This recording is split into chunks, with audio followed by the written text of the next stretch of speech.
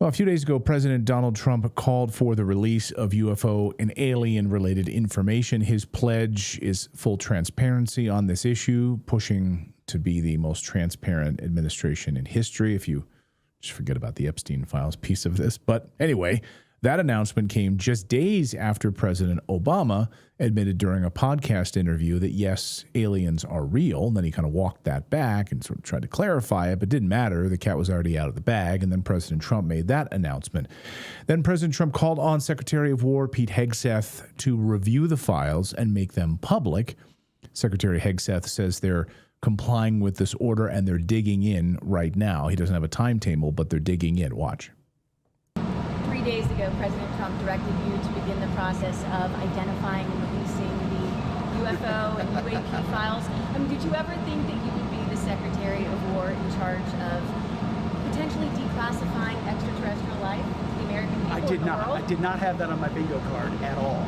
And are you prepared to do that now? Of course. I mean, we've got our people working on it right now. I don't want to oversell how much time it will take, right? We're digging in. We're going to be in full compliance with that executive order, eager to provide that for the president. So there'll be more coming on that as far as the process of what we'll do. And what sort of time frame? Do you have any sense for how long this is going to take? I don't have a time frame for you yet, but stand by. We'll get it for you. And do you think aliens are real? What's happening? What? Do you think aliens exist? We'll see. I get to do the review and find out along with you.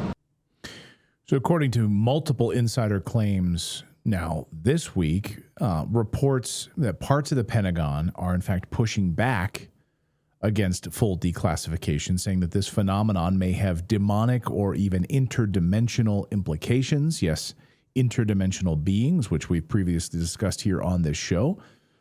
And now the result is a tense standoff that could shape how much the public is actually told. What are they going to hold back? What sorts of technology will we get to see?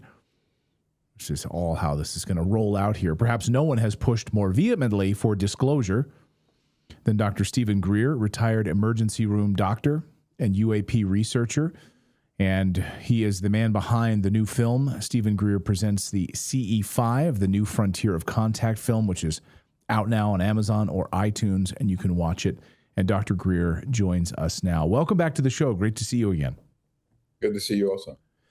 So let's talk about this latest report out of the Pentagon, and then I want to dive into exactly what the digging process it would be for Secretary of War Hegseth and the people at the Pentagon. So what do you make of this pushback report on these interdimensionals and demonic pieces of this, where the Pentagon is saying we can't release that to the American people? Like, what would happen if that's released to us? That we would learn that there are interdimensionals and demonic forces? I think many of us already believe that and know that.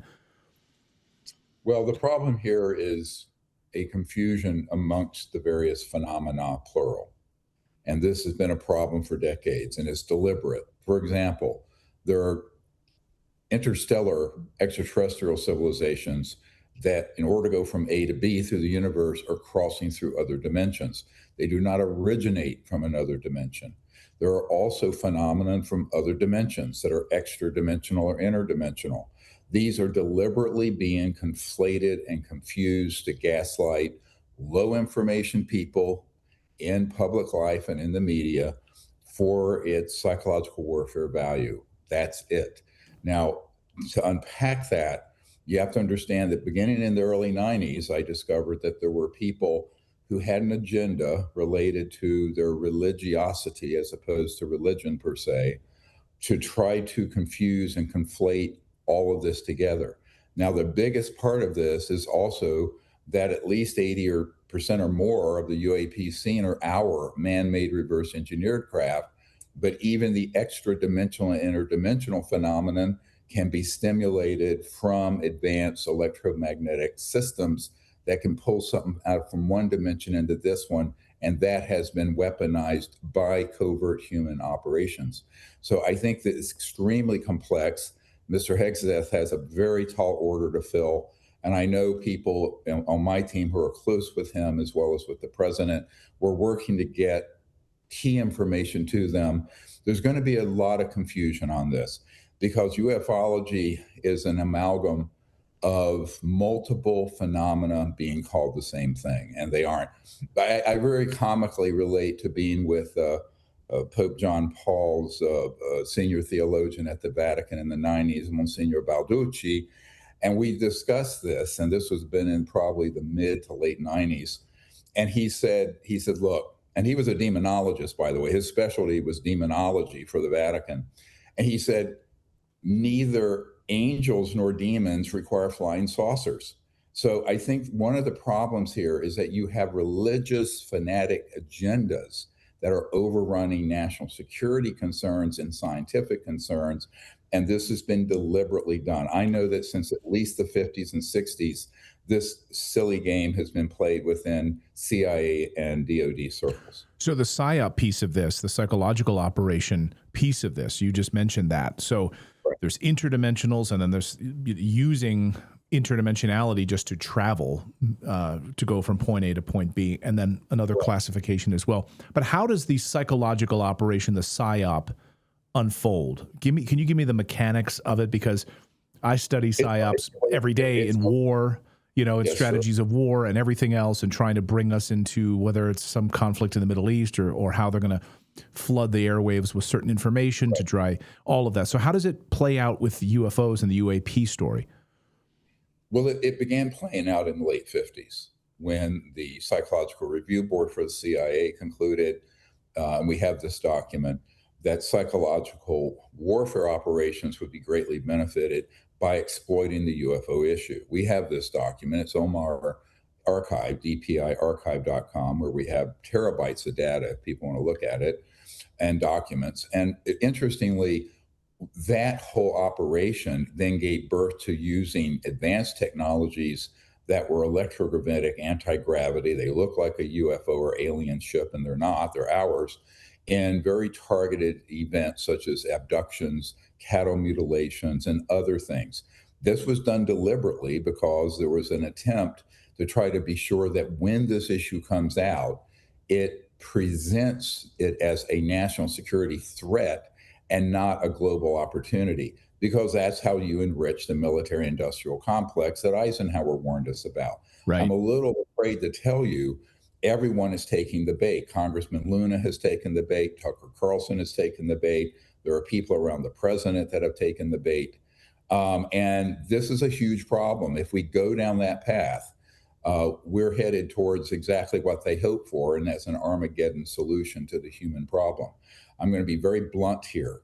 You have people who are fanatics, and I had a long 4-hour meeting in 1994 with the Crown Prince of Liechtenstein, Hans Adam von Liechtenstein, and he told me his whole purpose in funding the abduction researchers was so that the public would be convinced there was an alien threat, so we could have the final holy war with the aliens so that Christ would return. I am quoting. Now, most rational religious people would be horrified to hear that, but I am telling you that this is one of the subtexts of the fanatics. And I'm not talking about normal religious people who are Christian, Jewish, or anything else. I'm talking about people who are extremists. And those are the people who are embedded out of CIA and DoD that have that agenda, and they are true believers. They'd be the equivalent of jihadist terrorists from Islamist sort of views. And these are people that we need to be very wary of. I think the president and Mr. Hegstead need to be aware that the Pentagon and other institutions that they're stepped into as leaders are riddled with these sort of operatives, completely riddled. So when you see, well, and I 100% agree with you on this, using this. Blunt. I mean, I feel like the train has left the station. Let me say one more thing. Because I want to clarify Mr. Obama's comment. I was the person who provided to his consigliere on this, John Podesta, a briefing document. And prior to that, the CIA Director Woolsey and Clinton. Mr. Podesta had been key and chief of staff for Mr. Clinton for some years. He then became the central figure putting together Obama's White House. This is in 2009. And we have that document, and you can see it on our website. Now, the issue becomes when Mr. Obama was asked about this, he said, yes, they exist, but he wasn't given anything directly. He didn't see anything directly. We have been saying for 33 years, because it was in 1993 that I briefed the CIA director in the Clinton administration, that the chief executive, the president, has been decapitated since the late Eisenhower years, and that they have not been read in and they have been lied to and deceived. This is true also of key members of Congress, Senate Intelligence Committee members, et cetera. So I think the public needs to understand this is an incredibly complex problem. I gave up my medical career to try to address it, frankly. And I think that it's now coming to a head. The problem is that Mr. Trump misspoke when he said that Mr. Obama violated classification. He didn't. He was speaking of the information he received from us and from civilian sources, not through the chain of command, because he was denied access to these illegally, improperly classified projects, which are part of a criminal organization. So I think this is the big problem. The president and the public need to understand this nuance, or we're going to really get it wrong. The disclosure effort is going to go sideways very badly if there's not clarity on this very soon. And I know this is something, a drum that you've been beating over the past, well, many years, but for the past few weeks specifically, that we are at a tipping point moment here with this Yes. president of the United States going on the record and asking his Secretary of War to go over and review these files so they can be released to the American people. This is a tipping point moment. Do you think the president, though, has any teeth? Because I agree with you. I mean, going back to Clinton asking information about Area 51, not being told you're on a need-to-know basis, and sorry, you're not in a need-to-know. And Senator Patrick Leahy, I mean, famously trying to get information and was told, don't ever ask these questions again from generals who are above him. A senator told, sorry, shut up. Looking very recently, when I was asked, 4 years ago, to go into the Senate Intelligence Committee SCIF to hand off everything I have for Mr. Rubio and the chairman of the Senate Intelligence Committee, and we did so. Up until that point, they were being gaslit and pushed away. After we gave them actionable intelligence, which we have, they were able to get this confirmed, and now Mr. Rubio did get a lot of information on this, and he has said so publicly. The problem is that these executives, let's call them, whether you're a Senate Intelligence Chairman or the President or a Secretary of Defense or CI Director, you're very busy. You have 100 things a day to deal with. And this is why they need a detailed briefing from experts who know what they're talking about, okay? And they're not going to get that from the chain of command. I can assure Mr. Hegseth and the President, the people that they can call up who are supposed to know about this are going to say, I don't know. And how do I know this? Because going back to the 90s, when I briefed Admiral Wilson, the head of intelligence for the Joint Chiefs of Staff, J2, he was not only not briefed, he was threatened when he inquired about it after we got him information, and he inquired about the issue through channels and through a code named top secret TSSCI program. And he was actually threatened with being demoted and forced into retirement with a demotion, which you lose a lot of retirement pay. The same thing happened with General Patrick Hughes. He was head of the Defense Intelligence Agency. I spent a lot of time in his conference room briefing him. He had been denied access, and yet I had whistleblowers. This was in 1999, who were read in to UFO projects, but they were lying to the general and were not telling him. That is treason. That is a breach of the chain of command. I have been saying this for 30 some years. So now you have a president who publicly said, Secretary of War, go get these files and get it out to the public. The problem is Mr. Hegseth will have no access to those. We've dealt with So who does? Who does? If Hegseth doesn't have access, and you're right, this chain of command, they're going to be like, sir, I don't have access to that filing cabinet. I'm not Philip Corso. I don't have that filing cabinet. Where is Philip Corso's filing cabinet? I don't know, but what we do. Look, we know this. We know. Listen very carefully. We have gotten enough information to this administration in the last 15 months since the transition that they have gotten some of this information. So he's not starting at zero. And there are people now, say, converting over from the covert illegal programs and cooperating. We know this.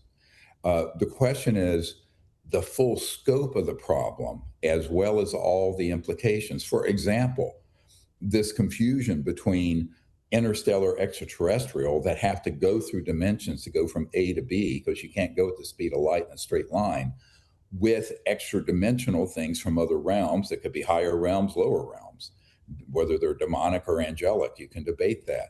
That is being done to confuse the picture for people who are new to this.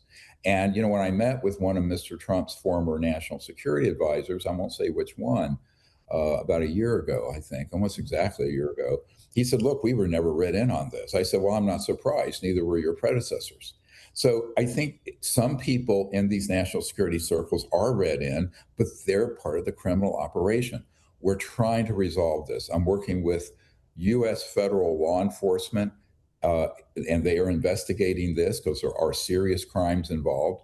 But meanwhile, because now the trigger's been pulled, I hate to say that, on this being released and a report, the worst thing that could happen is Mr. Hegsteth gets either gaslit with false information, like the whole demonic confusion with ETs from other star systems, or worse, comes up pretty empty-handed, or is told, you can't disclose anything because it's too sensitive to disclose. Well, then you're going to make a liar of the president, and the public is going to go, well, where is it? It'll be 100 times worse than the cover-up with COVID, and 100 times worse than the imbroglio around the Epstein files. So this is serious stuff. This affects the office of the president, which transcends any president, and it affects the constitutional government of the United States. Now, one thing we're doing is to reach out to our allies. I am reaching out to people in our closest allies for the United States and getting them information and asking them to backstop this and begin to weigh in. But there too, whether you're talking about the United Kingdom, Canada, Australia, the EU, the people I've met with have virtually no information on this. And so they are very vulnerable to a mixture of true and false information. And that is one of the biggest problems. For example, let me give you a good example. Recently, there was a movie came out called Age of Deception. Much of what was in there was true, but what was conspicuously absent was the fact that most of the UAPs seen are ours. They're coming out of the Lockheed Skunk Works, Northrop Grumman, Raytheon, others. The other thing that was put in is that it's a national security threat, implying that the aliens are a national security threat. In reality, it's this covert transnational criminal organization that's a national security threat.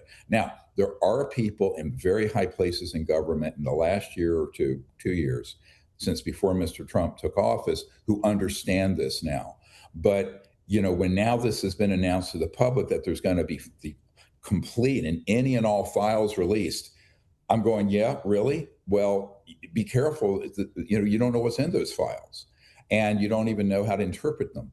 And I'm not trying to sound difficult here. I'm just trying to say, you cannot get this wrong. You have one bite at this apple if you're the president and the secretary of war and the Congress. And so far, look at what's happened with the House Oversight Committee. Miss Luna, who's the head of the UAP part of the task force, has been completely gaslit into demons and angels and admixture of mythology with fact. And this is very dangerous. I know who did it and how they did it. So look, and this would happened right after I spent 2 or 3 hours providing her information in her home district some years ago.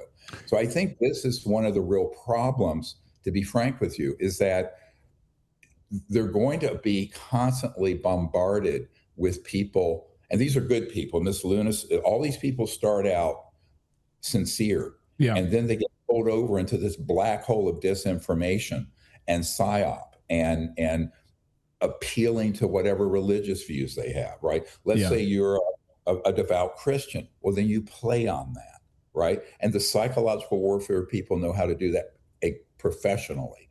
So these politicians and leaders, and I believe in our democracy, but I also believe that the public needs to begin to get educated to this and weigh in, because this is the pearl of great price. If you get this wrong, and I said this in the one pager I did with executive orders for the president about, 15 months ago, that if this is wrong, it'll be 1,000 times worse than the missteps of COVID or 9/11.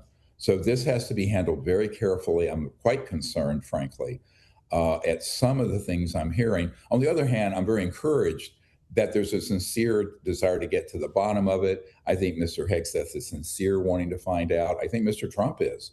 But the information vacuum is serious, and also the intelligence analysis. And I want to address what that means. You can get all kinds of information and not make any sense of it. One of the things that we try to do with my team, and I have many people working with me, is to take all the information and come up with an intelligence assessment that makes a little bit of sense. Now, there are professionals who are very good at commingling different ideas, like demons, angels, aliens, and all this. And it's great for pop culture and movies and Steven Spielberg's next trashy movie or whatever. But when you're dealing with something like this on a level of global security and national security, and our future relationship with these civilizations that are out there. And look, if they were a threat and hostile, we would have been cooked in 1945.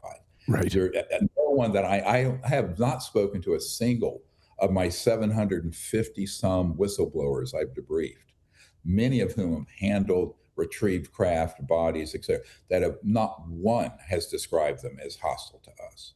Now, they have described them as concerned for our hostility, our weapons of mass destruction. Will we destroy this beautiful planet? Will we humans be a threat to them in space? See, that's a different discussion.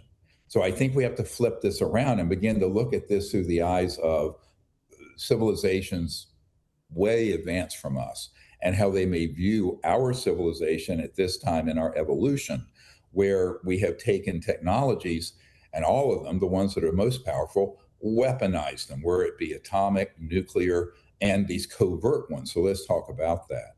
You have covert weapons that are very powerful based on reverse engineering, trans-dimensional technologies that are of extraterrestrial origin, and those are 1,000 times scarier than a hydrogen bomb. So what do you do with that? You have a rogue group of people not responding for decades to the chain of command of the president and others, or Congress, and proper oversight, who possess these things.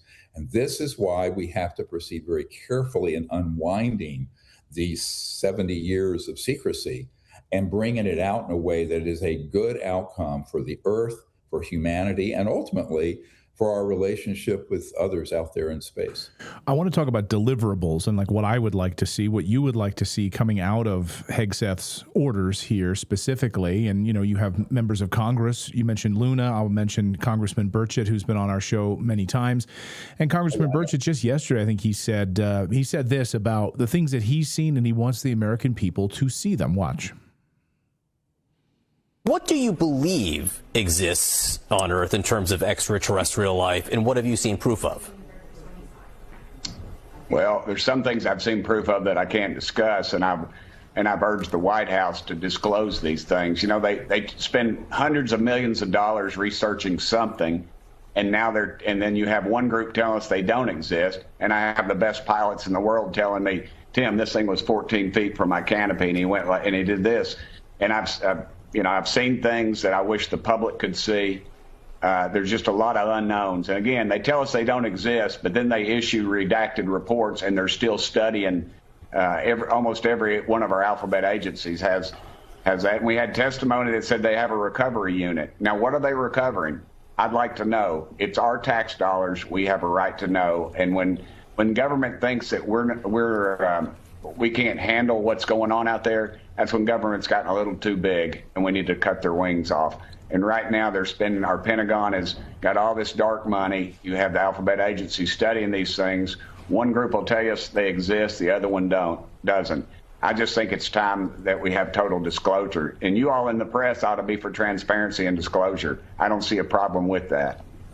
Look, I'm all for transparency and disclosure. If you know something about extraterrestrial life, I wish you'd tell me. Yeah. Representative Tim Burchett, thank you for being here with us this morning. Appreciate that.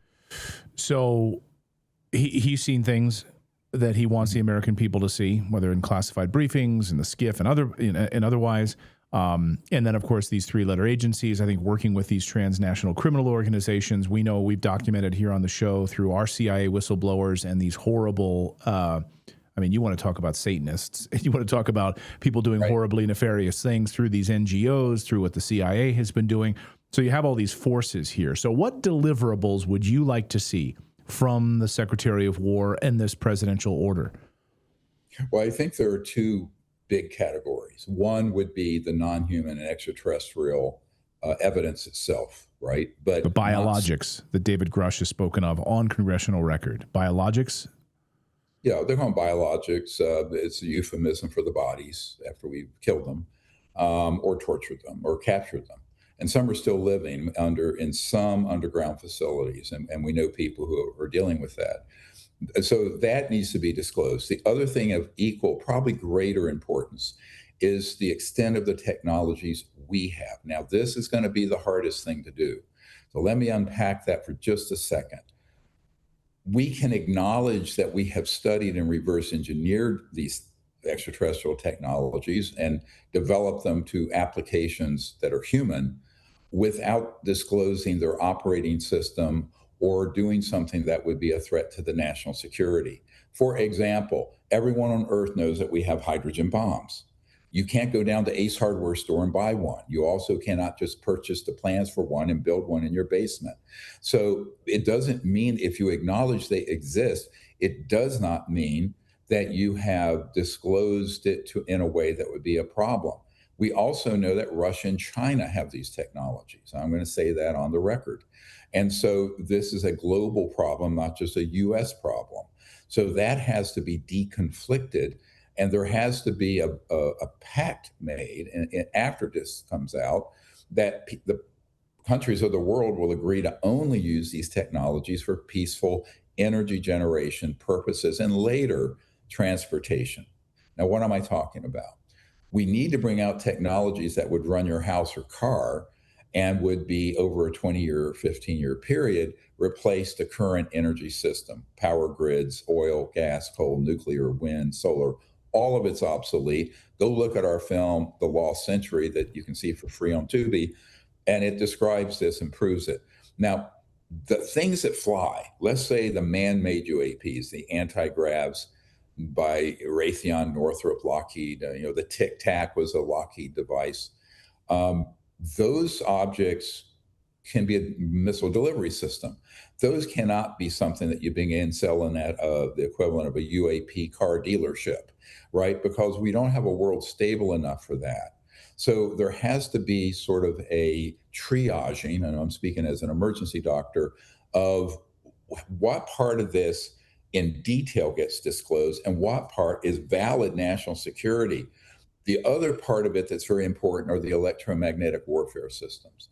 For example, they have weaponized types of energy weapons that can detonate subduction zones and cause earthquakes. That has been used. I know where it was used, and it resulted in 250,000 lives lost. That's human. So I think there are other problems bigger than what people are talking about. So in a national security meeting, these things are going to have to be addressed if they get knowledge of them. So what my team is doing is to get a detailed briefing to Mr. Hegstead and an updated briefing to the president and to keep members of Congress so that there is a clear understanding of what this pathway needs to be. Now, you can't just say, here are the alien things, and then cover up the fact that we've spent trillions of dollars and 80 years reverse engineering them and with nothing to show for it. Right. Because that would be another cover up. But at the same time, you can't just put out there in a PDF file the operating system for something that is, a man-made UAP that can go 100,000 miles an hour in seconds, because that's obviously any terrorist in the world could deploy that as a missile delivery or a dirty bomb delivery system into downtown Washington, D.C. There are serious national security concerns, but if this is brought out in a way that looks like a whitewash and is one, this is going to be very bad for the president and the U.S. government and the public's faith in government. Let me comment on this. Winston Churchill said democracy is the worst form of government except all others. Right. So we live in a democracy. I believe in that. And I believe the people have a right to know. I also believe there's a national security concerns that are legitimate. You have to thread this needle carefully, but you cannot if you don't have enough information. My biggest concern, why I have not been sleeping well, I'll admit, since all this happened, is that the President, Secretary of Defense, and others who are just new to this, and Mr. Hegseth in that clip you showed admits this, this is so much information to digest. I have spent 35 years studying and getting to the bottom of this, and I've debriefed hundreds of direct firsthand top secret, well, not people like Mr. Grusch who are secondhand, direct firsthand people who've worked on the technologies, reverse engineered them, worked at my uncle's old company, Northrop Grumman and Lockheed Skunk Works. And to get your mind around this, you can come up with a proper intelligence assessment, but also a proper disclosure strategy is a daunting task to do in a few months. And I think the public is now going to expect this to be done in a few months. So we need to get it right. I am offering, I'm saying it right here, all assets that I have, intelligence and otherwise, all my redacted information that I've never put out, that's available to Mr. Hegseth and the president. And I hope other people will do so in good faith as well, because I think our country and the future of the earth, I don't want to be melodramatic, is hanging in the balance here if we don't do this correctly. If we do it correctly, let's talk about that. We have a new film coming out we just released called, about CE5. And what's the next step? Okay, this comes out properly, as I described. Well, then what? How do we deploy these technologies and which ones safely? I mentioned that. That would give us a whole new civilization. No poverty, no pollution. It would heal the Earth's biosphere 15 to 20 years. Amazing. Our children, my 11 grandchildren, have a new world. If it's done right. If it's done improperly, it's a catastrophe.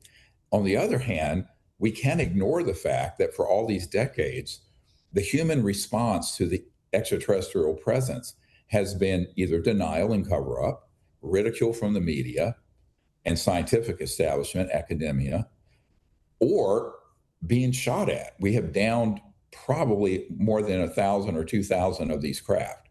My files have 122 of them that we've documented with firsthand witnesses and military people. But there are probably at least 10 or 20 times that or more that we have downed. Now, one of the proofs that the ETs are not hostile, if that had happened to us, we would have hit back and hit back hard. Humans would have. So I would say these people are much closer to a Christ or a Gandhi than a demon or a Hitler. All right. So otherwise, you and I would not be breathing the free air of Earth if you understand what their technologies are capable of, and I do. I want to talk. I want to talk. I was going to say this. Yeah, we need a diplomatic approach and not a militaristic approach. So the whole close encounters of the fifth kind concept is human-initiated contact within a context of like an ambassador or diplomacy or dialogue, as opposed to military aggression. So I want to talk more about the technology. I want to get into specific sites if we can, and all of that in a moment. I also want to talk a little bit more about David Grusch as well. I want to get your take on that and some of the infighting that happens in the UFO community. I want to talk more about that. I just want to take a quick break here, and on the backside of that, we'll get to all of that. Did you know the biggest threat to your smile is something silently happening to your gums? More than 78% of people worldwide experience gum recession that actually develops slowly over time. In the United States, nearly 50% of adults over 30 already show signs of gum disease. And by the age of 65, that number actually reaches 60%. It's pretty shocking. Gum loss is not just cosmetic. It's actually exposing tooth roots. Increasing sensitivity can lead to decay and even tooth loss. The problem is that standard toothpaste actually don't rebuild gum tissue at all, and they actually may mask the symptoms, never addressing the root cause, and consist of fluoride and all sorts of harsh additives inside of it. Have you seen those charcoal toothpastes? Terrible. Smile changes everything. It's the first ever fluoride-free peptide toothpaste designed to assist in the reversal of gum loss to the source. Peptides like BPC-157 and GHK-Cu support natural tissue repair, and nanohydroxyapatite strengthen and remineralize his teeth. They whiten without peroxides, while soothing botanicals and blue spirulina and aloe vera reclaim those sensitive gums. The result is stronger gums, healthier teeth, and a much brighter smile. So get 10% off plus free shipping. Head to twc.health/redacted and use the code redacted. Okay, and we are back, and with Dr. Stephen Greer, UAP researcher, and I don't know anyone who's pushed more for disclosure and doing it the right way than Dr. Greer in my time. You said you've been doing this for 35 years. I've been studying this for 20 years. My level of knowledge and doesn't even come anywhere near close to yours. With the amount of whistleblowers I've spoken to and secret space program insiders that I've interviewed and Air Force members, everyone, right? People who don't want to go on the record, don't want to talk about this. The technology that they've witnessed is astonishing. To the layperson out there, might say, this sounds fantastical. There's no way that this stuff exists. We would have already all seen it. Can you walk through maybe some of the specifics from med beds to, I remember we spoke a few years ago, you and I, you talked about witnessing firsthand, I think, a wand being used to basically regrow a limb on a human being. So maybe we can talk about some of this technology and where it's being deployed in the United States right now. I know China and Russia also have it.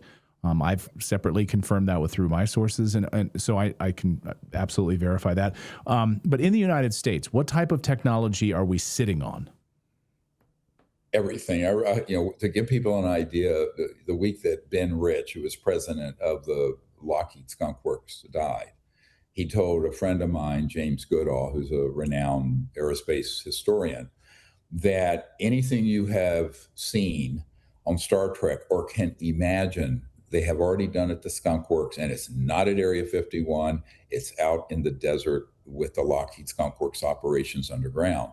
And I've actually been out to that site. So, imagine being able to go from New York to Paris in a few seconds. Imagine being able to teleport. Imagine being able to have free energy that runs the planet with no energy cost or pollution. Imagine having technologies that could reverse radioactive waste into material that isn't, poisonous or is benign. And imagine the medical applications. Now, the medical application, I look at this as a doctor, but the physics behind those medical applications would also open the same vector of physics into energy generation and other technologies. This is why the whole thing's been slammed shut. And it's why our civilization is at least 100 years behind where it ought to be, and in terms of its evolution. And there's a price for it. Look at what's going on in the world, geopolitically, environmentally, biosphere, geopolitical conflict, endless oil wars in the Middle East. But make no mistake, our national security interests in the Middle East can be summed up in 3 letters: oil, O-I-L. So I think that these are going to be huge changes. I mean, I think that in 10 or 20 years, the world will be more different post-disclosure, if it's a full and honest disclosure, than it was 10,000 years ago from now. It's a huge leap forward. But again, what is the consciousness of those who wield the technologies? Is it benevolent? Is it to do good for the world and for the earth, this beautiful earth? Is it to go into space peacefully, or is it to go the other way towards destruction and nonsense? I think this is the maturation test of the human species. And so I think that you're going to be seeing a world where eventually, not right away, you'll be able to hit a button and materialize something you want. Now, this sounds fantastical, but I know a man who was a Harvard physicist who started his own company using a very highly magnetically charged system and a plasma system, but fairly low temperature plasma, where he could put waste material in, and then what came out and toxic stuff, right? Old, toxic chemicals and stuff.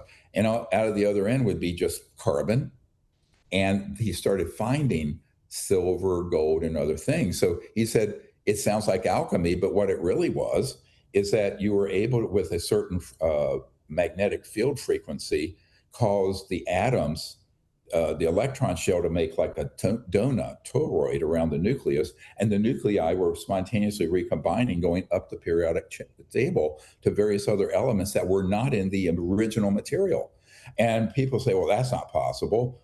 That's science fiction. I said, no, it is possible. But imagine getting that science down. So boom, you need silver for something, you just create it out of the 0 point and the subatomic structure field. This is a whole new world, right? And now this is one of the problems, because these have to be phased in a way that doesn't collapse the global economy, right? So this is another whole part of the national security discussion. You have $1,000+ trillion in assets in electric lines and utilities and surface roads and oil and gas and coal and nuclear and all of it. Now imagine technologies coming out that replace that. I mean, all that goes the way of the horse and buggy, right? Right. And so, but that is something, if we had started that process decades ago, which is what Eisenhower wanted to do, we would be well along. Now it's 2026. And in a way, we're in the jaws of a real crisis. It has to come out, but it has to come out wisely. It has to come out being realistic about the state of the world. We're not living on a planet of angels. We have, devils who want to kill each other over the most trivial nonsense. And so this has to be done with great wisdom. But you can't look, information is one thing, and then knowledge and assessment's another. Wisdom is another level where you really have enough wisdom to know what to do. And I'm not saying I know everything about this, but I'm saying there are a lot of people who do know about this that need to come together with good intentions to advise the president and to advise Mr. Hexteth and other world leaders. I mean, look, the United States is only 4.5% of the world's population.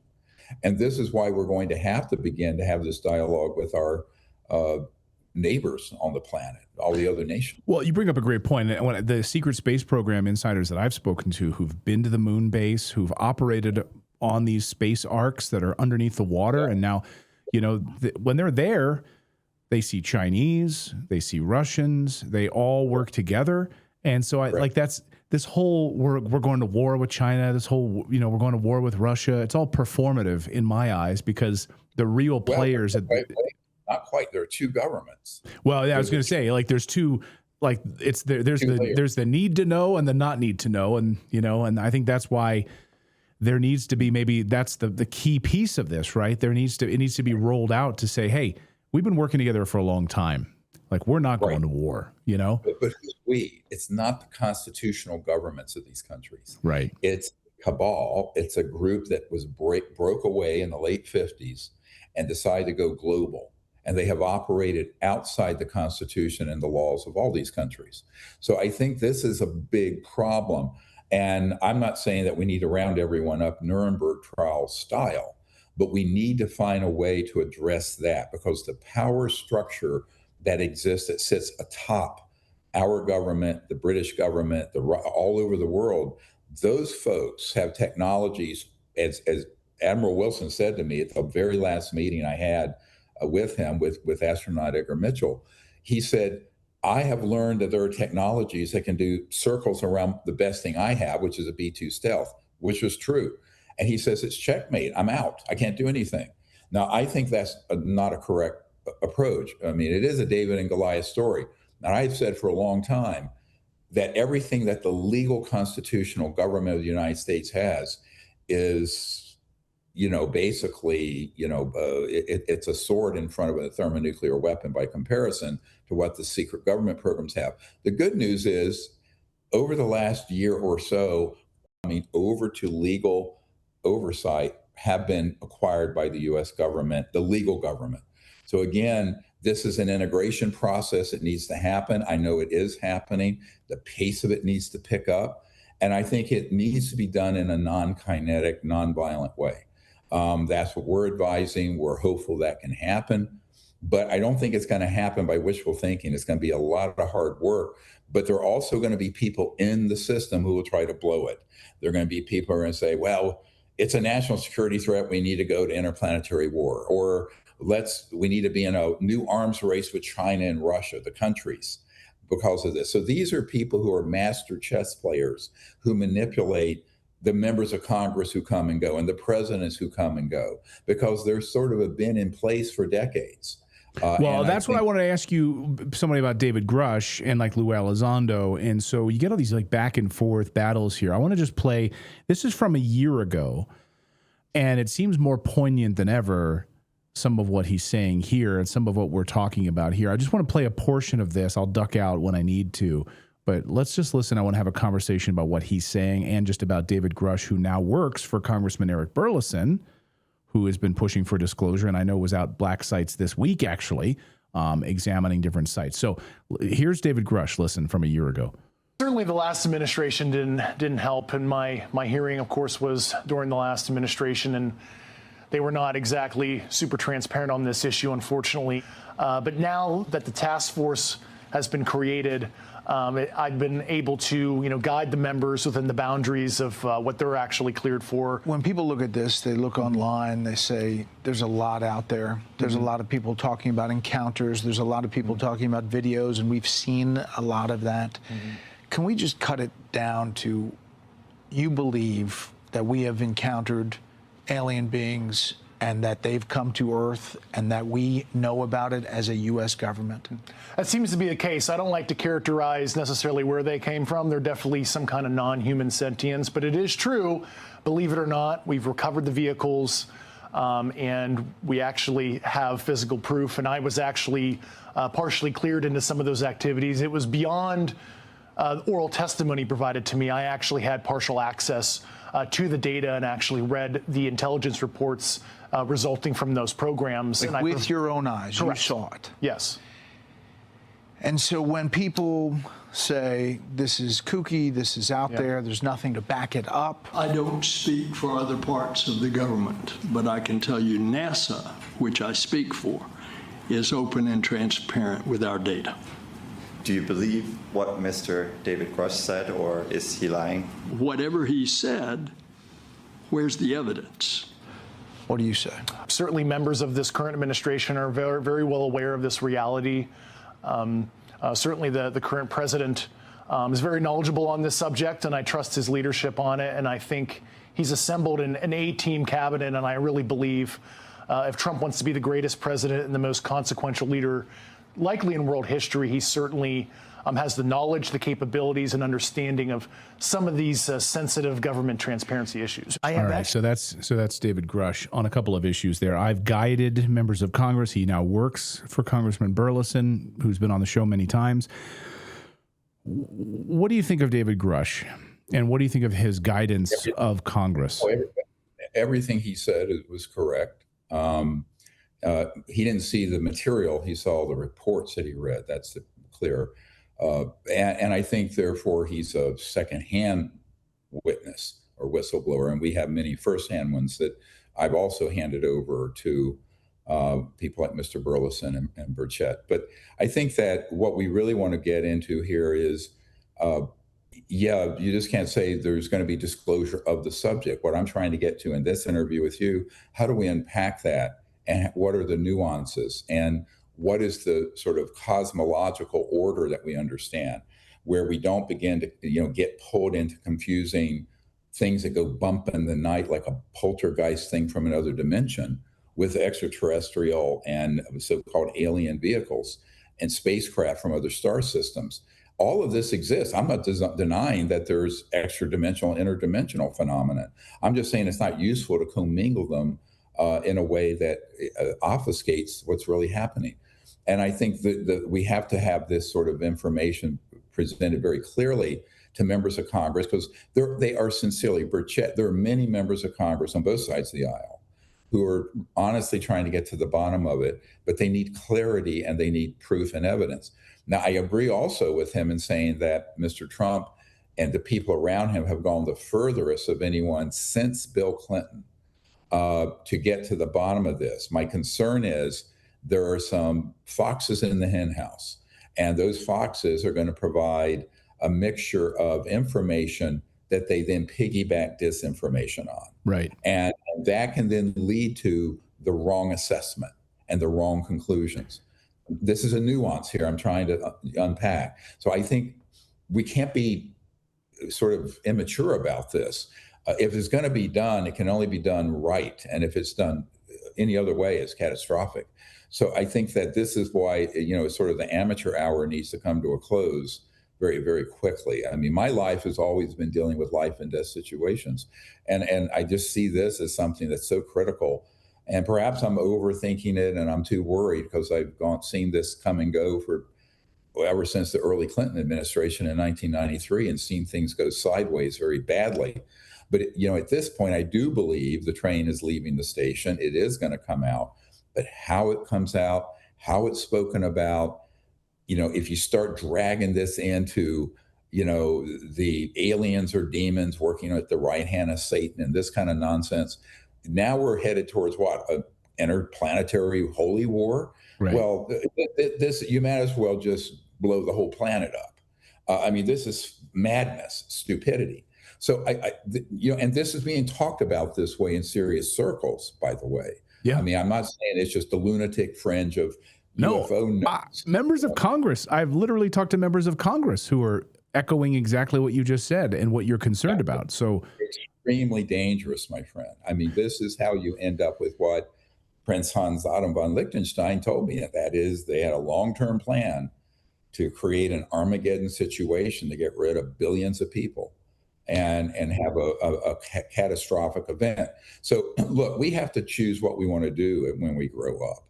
I started the project when I was 35, and now I'm 70. In June, I'll be 71. So I'm getting a bit long in the tooth and tired. But I will tell you that at this point, I think it's going to come to a head, but I'm very concerned about how it's guided. Excuse me. Well, how does this come out? It's not that it's coming out. It's like, what's cherry picked?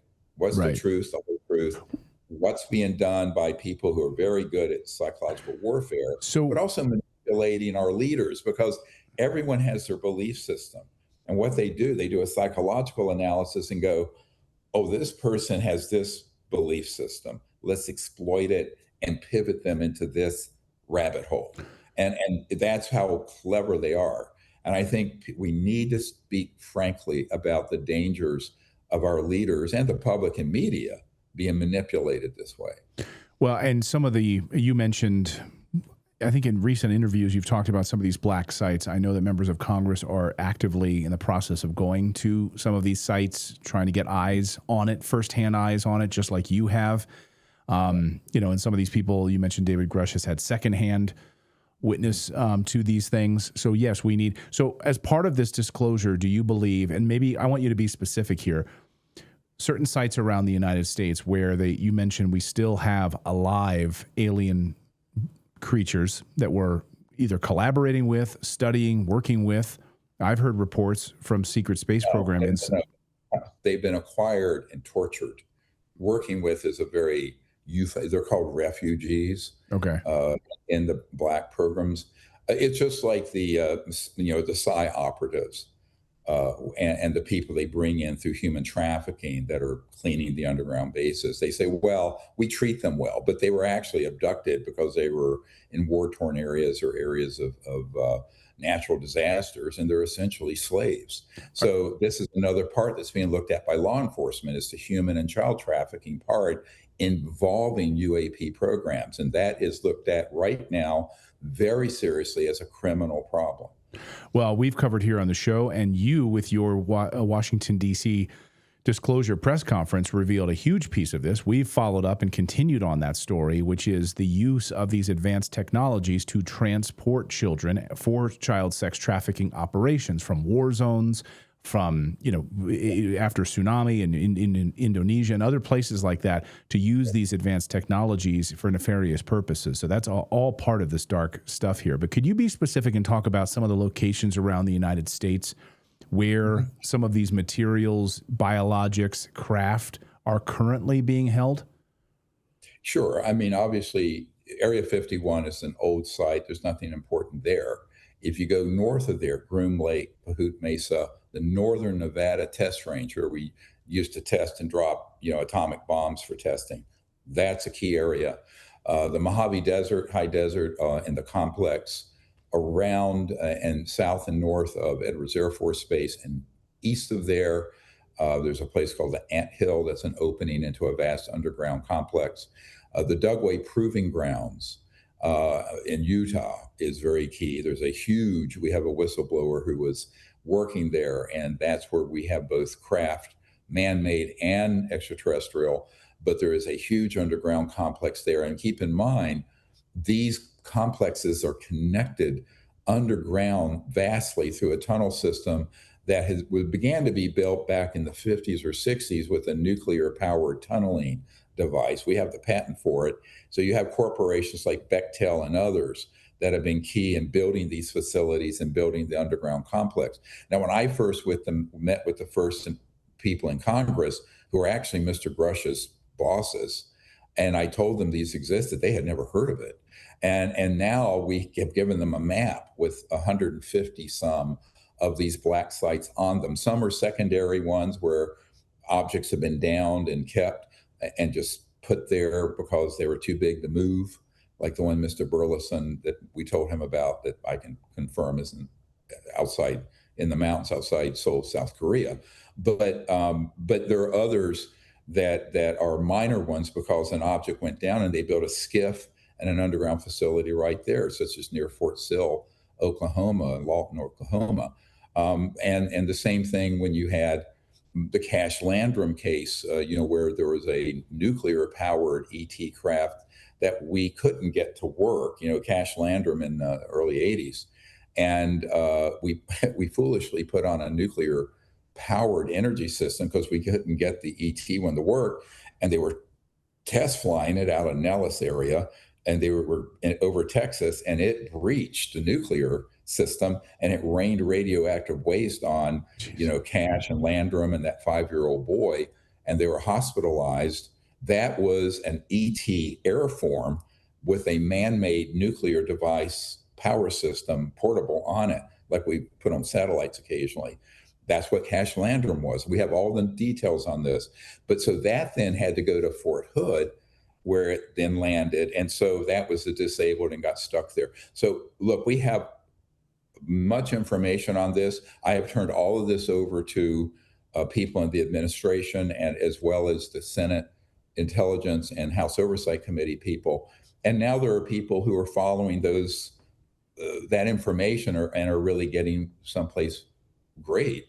And so, again, I knew eventually this would happen. You hit critical mass. But my bigger concern is, when this comes out, now that the president has pulled the trigger on a public announcement, it sort of sets a clock. You can't kick this thing down the road for years.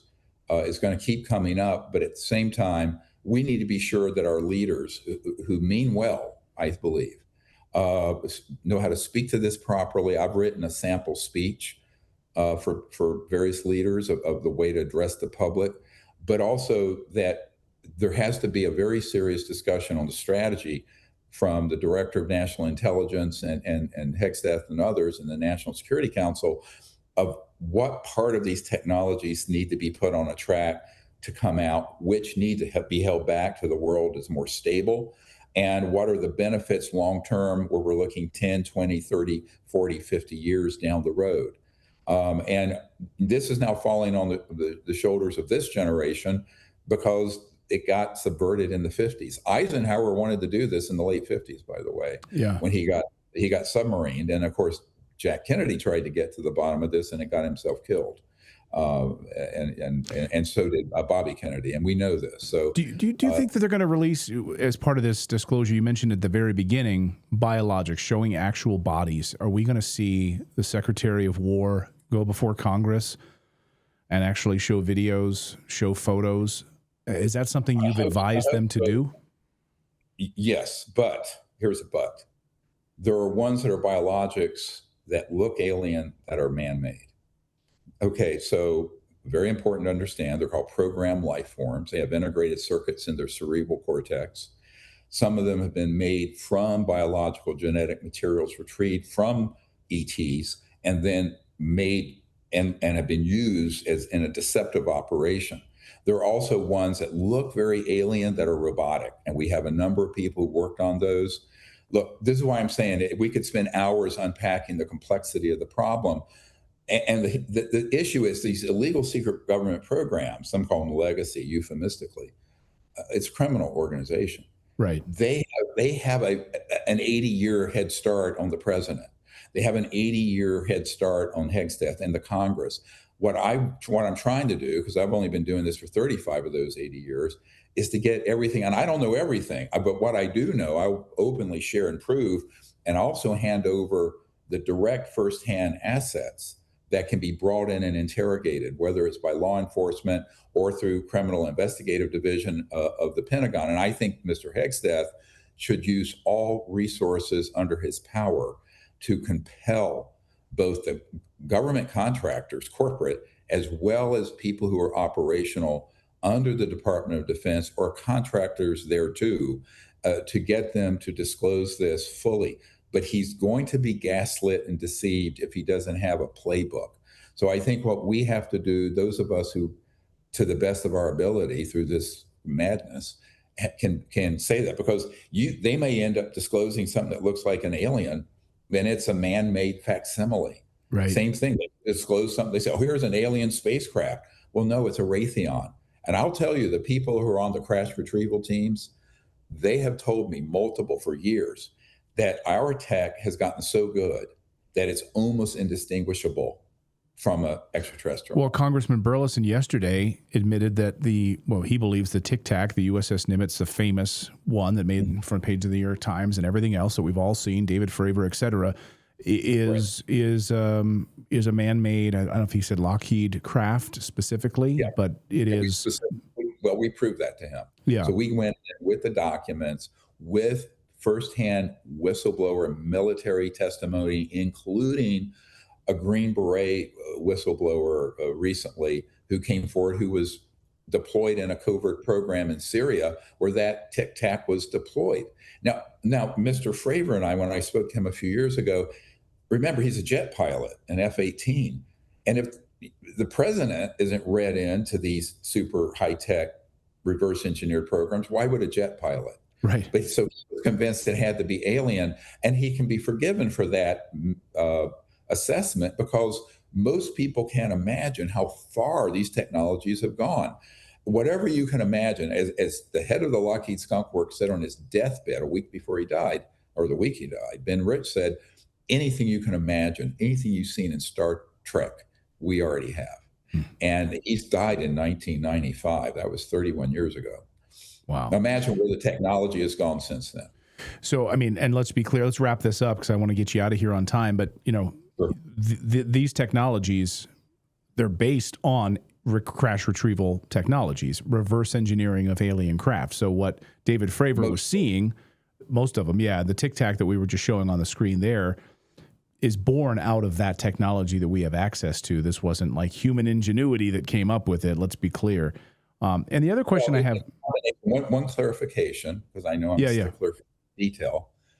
We did have people like T. Townsend Brown and others in Germany experimenting with very high voltage systems that caused anti-gravity or gravity wave effects in the late 20s. So there was a thread of this that existed before we reverse engineered extraterrestrial vehicles, but that little thread became a huge quilt once we were able to get our hands on really advanced tech that's interstellar and extraterrestrial. So it needs to be. Now, if you look at the lost, well, even Tesla, right? Tesla pulling etheric energy before before we knew that aliens were able to pull etheric energy. So, yeah, I guess your correction is right. He was really the great genius of the 20th century. And actually, when Einstein was asked, "What's it like being a genius?" he said, "I wouldn't know. Ask Nikola Tesla." Right. But, yeah. I guess the last thing I want to ask you, we talked about biologics, alien bodies. In all of your eyewitness work, all of your traveling to these different sites, have you seen alien bodies, alien biologics?